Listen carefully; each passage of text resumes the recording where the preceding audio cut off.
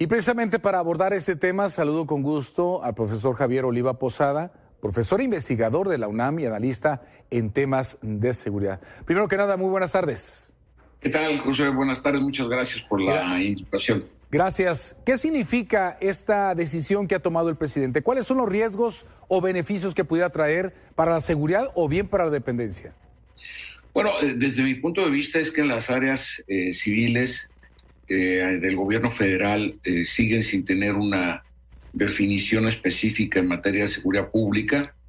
Tenemos el hecho de que, por ejemplo, el primer secretario prefirió su agenda personal a irse a buscar la gobernatura de Sonora, y ahora esta misma secretaría que fue creada al inicio del sexenio va a observar una modificación muy importante a través de ajustes a la ley de la Administración Pública Federal para cambiar su nombre y sus funciones, ¿no? El anuncio dado hoy por el presidente de la República es que pasará de ser Secretaría de Seguridad y Protección Ciudadana a Secretaría de Seguridad y Justicia, lo cual desde mi punto de vista conceptualmente puede generar cierta confusión a nivel de la opinión pública respecto, bueno, tenemos una Suprema Corte de Justicia de la Nación, una Fiscalía General de la República, entonces habrá que analizar con detalle, Josué, el contenido de esta modificación estructural de esta secretaría recientemente creada.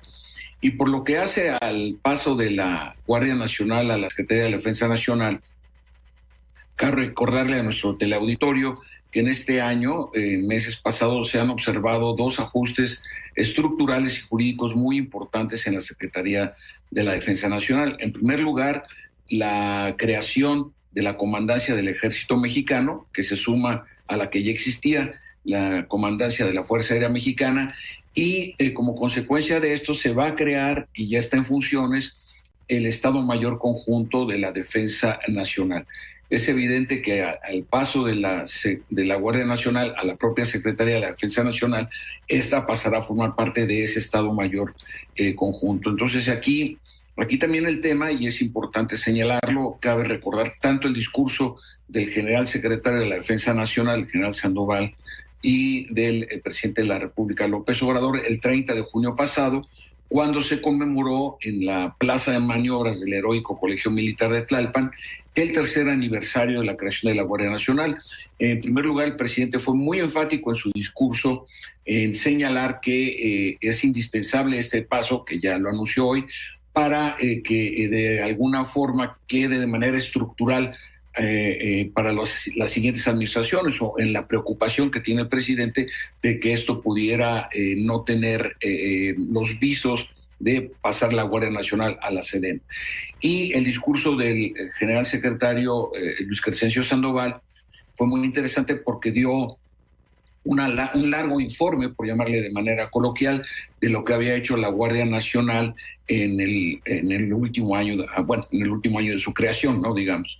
Entonces esto, Josué, pues es una transformación importante que se está observando en los sectores de defensa, seguridad e inteligencia, tanto civiles como militares, y que habrá que atender. Otra cosa será la técnica jurídica.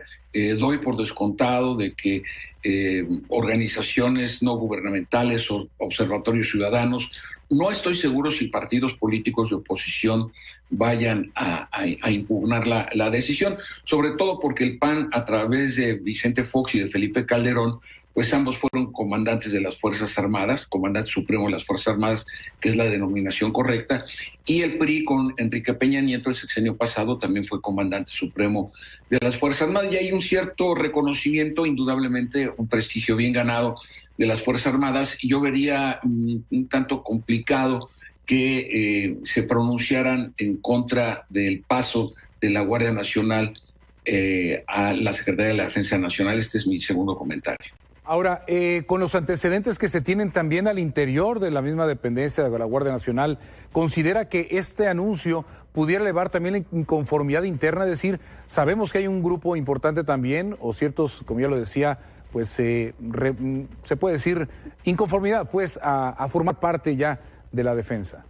Sí, bueno, básicamente más que inconformidad, son inquietudes las que han manifestado anteriores integrantes de la extinta Policía Federal, que están adentro de la Guardia Nacional. una buena parte de ellos.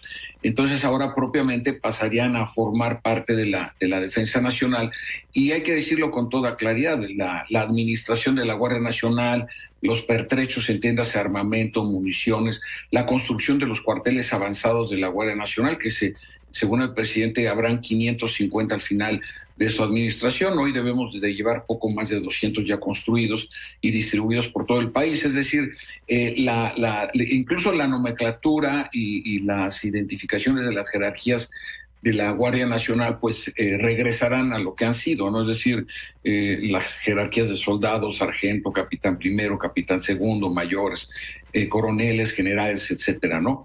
Entonces va a haber una homologación que es el punto de partida, y en esos términos pues se mantendrán, como hasta ahora se han mantenido los programas de salud, de atención médica, de préstamos, de seguros que tienen los integrantes de la Guardia Nacional, tal y como si fueran integrantes de la Secretaría de la Defensa Nacional. Ahora, interesante va a ser también el análisis de la percepción de seguridad ciudadana ante este anuncio, es decir, qué tanto pudiera confiar la gente en esta unión, pues, o en esta ya dependencia que se pudiera crear, y de alguna forma sí traerá beneficios precisamente en esto la seguridad pública.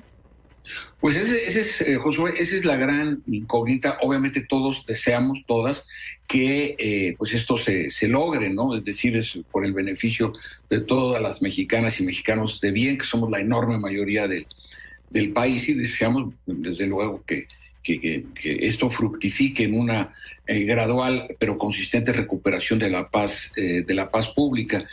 Para mí ese es el tema más complejo, porque si nosotros consultamos, por ejemplo, el Centro de Estudios de Opinión Pública de la Cámara de Diputados o el Instituto Belisario Domínguez de la Cámara de Senadores o empresas como Mitofsky o Parametría de Paco Abundis, en todos los casos, Josué, las Fuerzas Armadas aparecen consistentemente en los primeros lugares de aceptación y confianza, e inmediatamente después, o si no es que al mismo nivel, está la Guardia Nacional.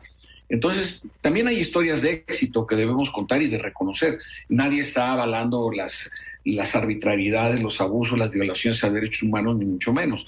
Pero en esos términos, me parece que en un tan corto tiempo, pues la Guardia Nacional ha logrado colocarse en un buen nivel de aceptación por parte de la ciudadanía, José. Definitivamente es un tema muy importante, como siempre, la seguridad, y más este anuncio que se ha dado el día de hoy. Y claro, pues anticipadamente a lo que dijo, será el desfile precisamente el 16 de septiembre, el tema que tiene que ver con la seguridad y la defensa nacional. Sí, que yo ahí sí tengo mis reservas, porque un desfile militar es un desfile militar, es decir, tiene que ver con la independencia, libertad, soberanía y democracia, con el recurso de las Fuerzas Armadas. Un desfile militar no puede ser un desfile de seguridad pública. Seguramente estaremos atentos a esto. Profesor Javier Oliva Posada, muchísimas gracias, como siempre, por tomarnos la comunicación. Contrario, muchas gracias por la oportunidad de que tengamos un buen inicio de semana. Igualmente, gracias.